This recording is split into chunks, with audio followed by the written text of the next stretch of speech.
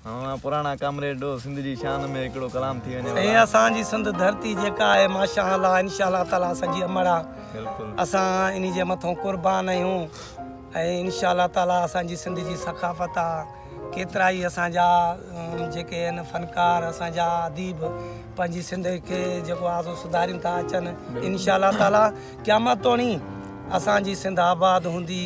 साईं सदाईं करी सिंध मथे सुकार दोस्त मथा दोस्त मिठा दिलदार आदर सभु आबाद करी जियो वो हिकिड़ो शेर आहे असांजे सरमद असांजो दोस्त हो शहीद थी वियो उन जो हिकिड़ो शेर आहे ॿ लफ़्ज़ मूंखे अचनि था मां उहे पढ़ंदुमि।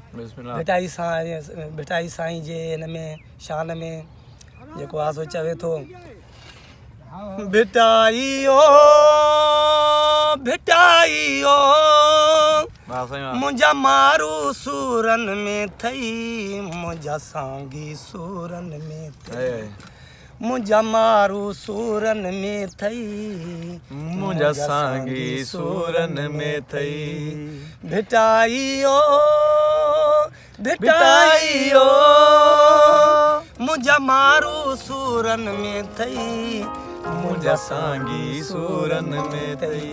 असांजा मारूड़ा जेके आहिनि इन्हनि जी मालिकी कोन्हे का। असांजा जेके सिंध जा वारिस आहिनि ॿाहिरारी वारा माण्हू जेके आहिनि उन्हनि वीचारनि जी मालिकी कोन्हे।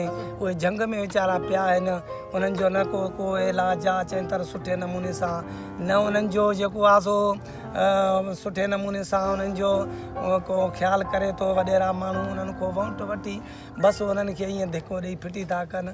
उहे वीचारा ईअं वतन था पिया सूरनि में इन जे करे पोइ इहे शाइर वीचारे ठाहियो त मारूड़ा वीचारा सूरनि में। बिल्कुल अलाह सही आबाद कंदोसि असांजी सिंध खे असांजे मुल्क खे असांजे खे आबाद कंदो इंशाअल्लाह। असांजी दुआ आहे जेके असांजे आहिनि सिंध जा कामरेट आहिनि या सिंध जा असांजा जेके मालिकी कयूं बीठा आहिनि मोतबर आहिनि इंशाअल्लाह ताला अलाह साईं उन्हनि खे कामयाबु कंदो ऐं इंशाअल्लाह ताला असांजो बचो सिंध जे मथां कुर्बान आहे। जियो जिए सिंध सदा जिए जी साईं जी जी मयार ओ यार संदो केर मयार ओ यार तिंदड़ीअ ते सिर केर न ॾींदो तिंदड़ीअ ते सिर केर न ॾींदो संदो केर मयार ओ यार अब्दुल गफूर चयो अब्दुल गफूर वीचारो गुज़ारे